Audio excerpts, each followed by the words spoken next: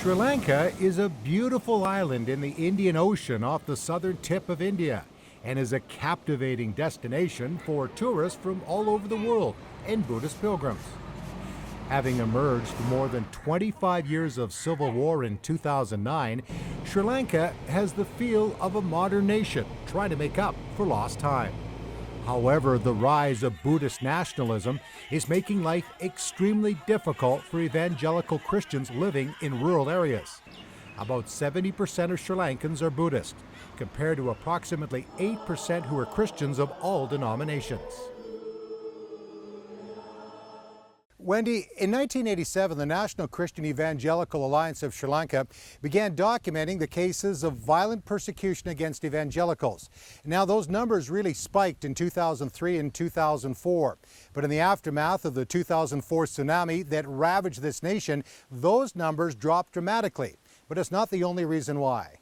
There was a lot of bad reactions from people because people were shocked to find that in a Buddhist country that Christians were being persecuted by Buddhists because, and I mean, of course, not all Buddhists, but it was unheard of, or it was something that people could not comprehend that Buddhism could be violent. And in that sense, the violence kind of subsided for a while. Rashini Wikram Singha, who is a lawyer, says that even though the anti-conversion bill that was proposed in 2003 was never voted on in Parliament, the proposal of the bill was just another method of attack used against the country's evangelicals. And that was using administrative regulations and existing laws, false allegations of criminal nature, which were being used to kind of control or restrict Christian worship. The year 2013 saw the highest number of cases of persecution against Christians in Sri Lanka in nearly 30 years. Church leaders reported 105 attacks. And unfortunately, there is no sign of things changing anytime soon. In fact, it appears to be getting worse. In June of 2013, Pastor Anton Watanabe of the New Life Church in the Colombo district was preparing to join the rest of his congregation for the Sunday morning service when he was suddenly confronted outside the church by a Buddhist monk who he had known for more than 10 years. The monk had falsely accused Anton of assaulting him. Joining the angry monk and the beating of the pastor was a mob of almost 24 young men. When I saw the Buddhist monk, he started saying bad language to me. I told him, if you have a problem or issues, why don't we talk about it? Then he slapped me. Then the mob started to assault me. They grabbed a coconut branch that had fallen from a tree and hit me with it. Anton was able to get away from the mob and ran quickly into the church. By then, members of the mob had grabbed some wood that was being used in the construction of the church, wielding the sticks as weapons to attack the Christians. The mob started to attack the believers. All the mob that came were 18 or 19 years old and were friends of my son. I told them to move out of the church, but they refused. My daughter had her cell phone and tried to call the police, but one of the boys in the mob got the phone and smashed it. 2 more cell phones were also smashed. We were scared for our lives. I started screaming, but no one heard me because the noise going on was so loud. Eventually, the police were called from a landline, and they arrived 10 minutes later and prevented what could have been a deadly attack. The mob was forcibly removed from the church property, but were still yelling obscenities at the pastor and his congregation. My back was badly injured. The son of our Sunday school superintendent got hit on his legs, and several other young boys got hit on the arms and legs.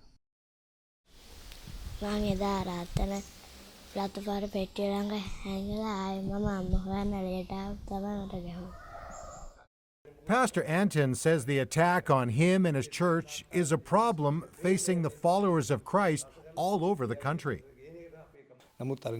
Especially evangelicals. Because of that, we need to do things wisely. When we are worshiping, we close the doors so that the sound won't carry outside. We also get the believers together in a vehicle, and we bring them to church. We're trying to minimize future problems. I think we have seen the rise of many extremist Buddhist groups, and one particular group called the Bodhu Balasena, with a lot of other groups as well, have been really on the rampage. And it's not only been attacks against Christian churches, but against several religious minorities in Sri Lanka. We've had attacks on mosques, Hindu temples, and also a lot of intimidation, threats. Well, churches located in the cities run into some obstacles when it comes to getting permits to construct new buildings. Even though the Sri Lankan constitution guarantees freedom of religion, it's in the rural areas where believers are facing intimidation and property damage. It's not uncommon for a pastor to be beaten by a mob and church buildings destroyed, often led by Buddhist monks who worry that evangelicals are going to take over the country. See, the persecution has been mainly for churches which are involved in evangelism and for churches which are growing. If you are a very institutionalized church, then you are left alone because you are not a threat in any way to some of the status quo, which is, with especially the Buddhist extremist groups. Pastor A.K. Priyantha leads an evangelical church in a mostly Buddhist village in the Colombo district, where he arrived with his wife Mitra and young family in August of 2010. For over 3 years, they had no problems. In fact, they were well accepted into the community. But that would change on September 8, 2013. Pastor A.K., along with over 30 believers, were praying during a Sunday morning service when a mob of about 25 people from the village, led by 3 Buddhist monks, barged into the church service. Mitra was leading worship at the time in the church, which happens to be attached to the family home. When the Buddhist monks and the mob came inside the church, they started using bad language and said, "This is a Buddhist country, and we can't let you have a church inside a Buddhist village, and you have to leave." They also were scolding my wife. I couldn't help my husband because I went out to get my second son, and he cried out and said, "Mother, please don't let them hurt my father." I took him out. The oldest son was with one of the believers, and the youngest one was sleeping, and the mob was breaking all the windows, so I went and got him out of the house. After the mob chased the Christians out of the church building, Pastor A.K. tried to reason with the Buddhist monks. Realizing he wasn't getting anywhere, he knelt down by the pulpit. I started to pray and said, "God, please take this situation into your hands, because only you can do something." While I was praying, I felt something big hit me in the head. I didn't know what it was, and I fell down and went unconscious for a few seconds. A.K. learned that he'd been hit over the head with a guitar. When he opened his eyes, he saw the mob destroying the sound equipment and assaulting the person playing the organ. 4 people in the mob began to beat the pastor. They assaulted me on my stomach and my back and to my head. I kept my hands over my head, trying to protect my head. My whole body was shaking. I was feeling weak, but then strength returned to me. It was the power of God that got me through that. A.K.'s mother begged the mob to stop beating her son. She was also assaulted on her leg and arm and left badly injured. The attack on the church lasted only a few minutes, but in that time, the sound equipment, instruments, and furniture were all destroyed.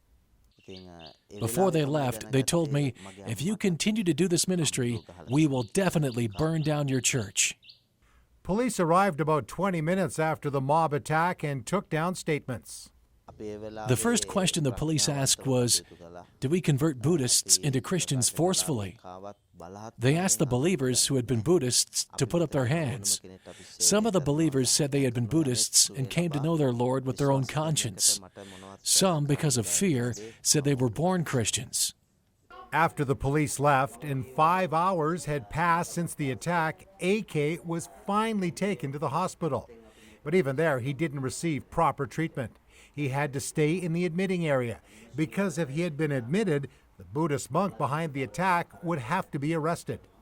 During that time, my head was swollen, and I had wounds in my hands and legs.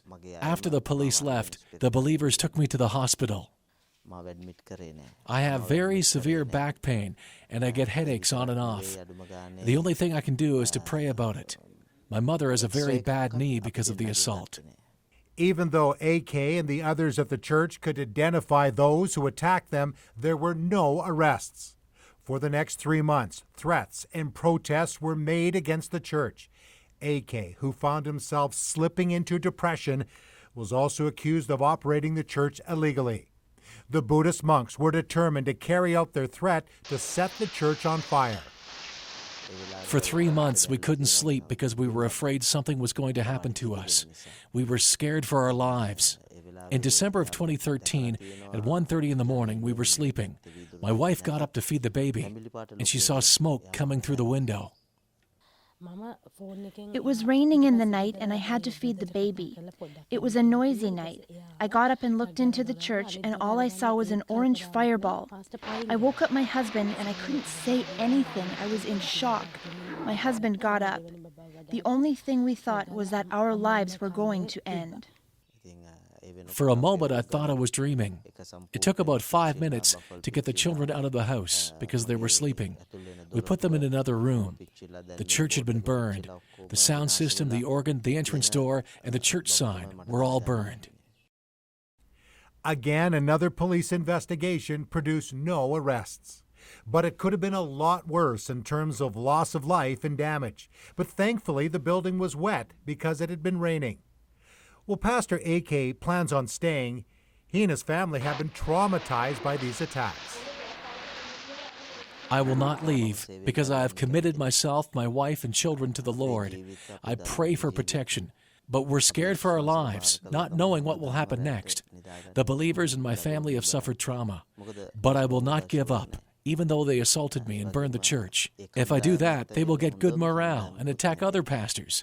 They will say, we burned their church and they left. I don't want that to happen. I have committed myself to God, and I will continue in the ministry.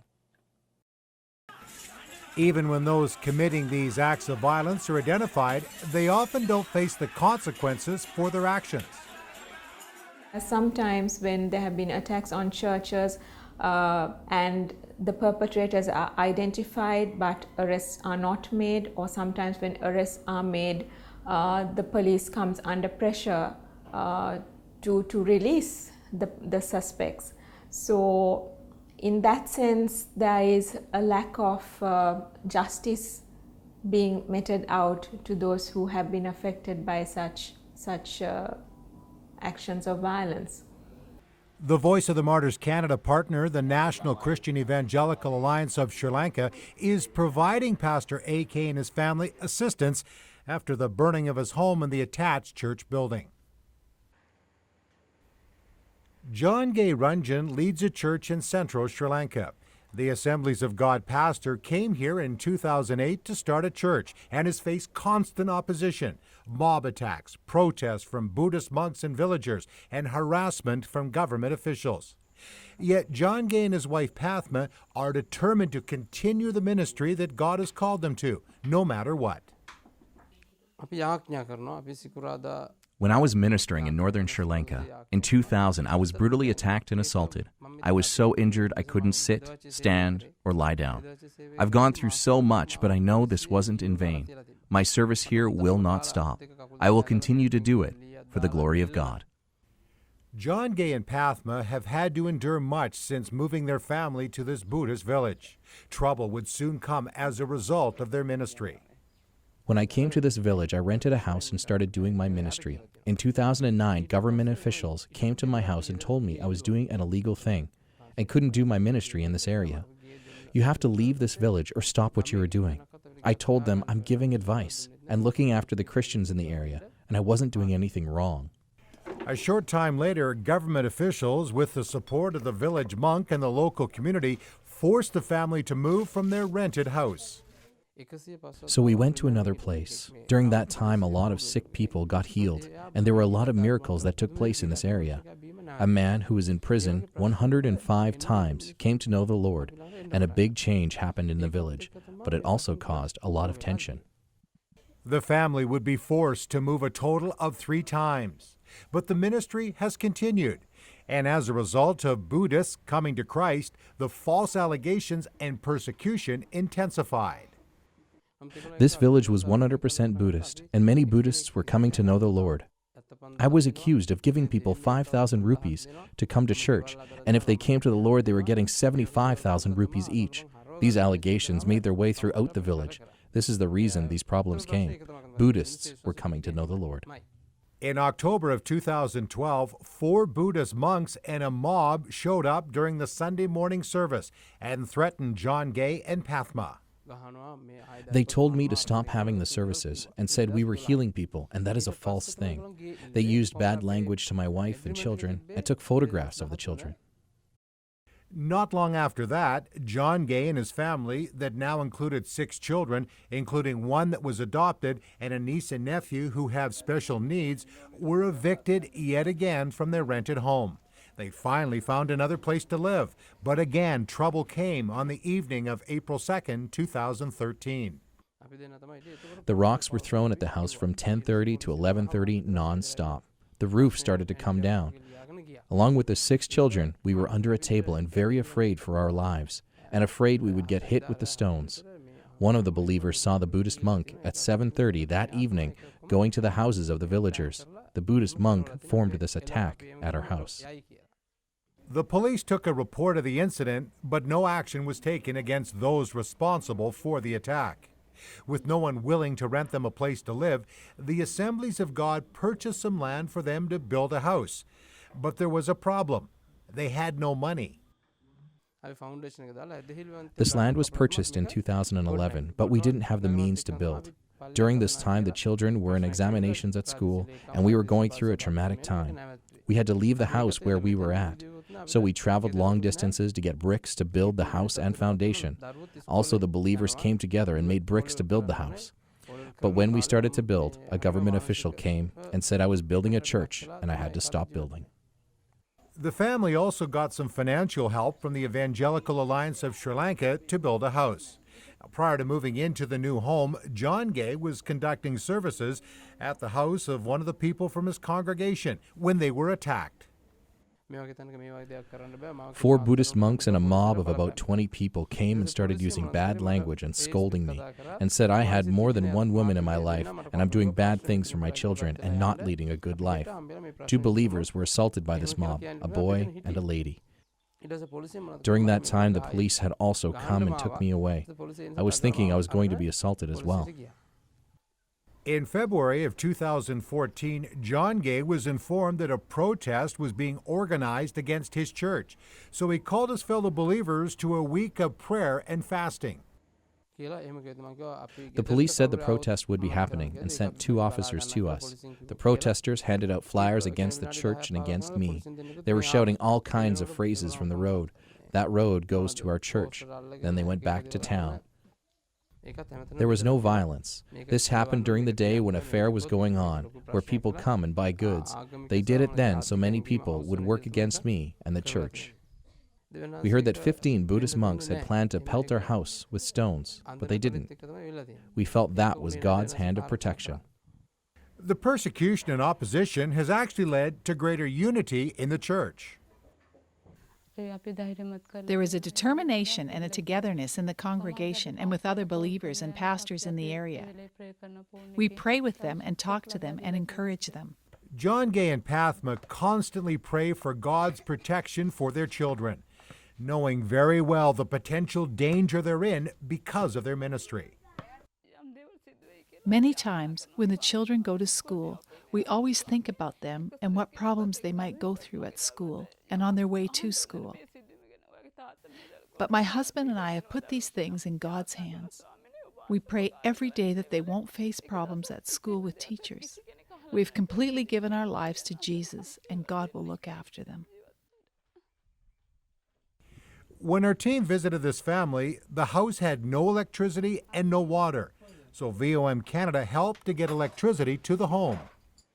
Not only has Pastor Ranjan and his family faced threats, but so have members of his church. In fact, 2 of them were violently assaulted by Buddhist monks.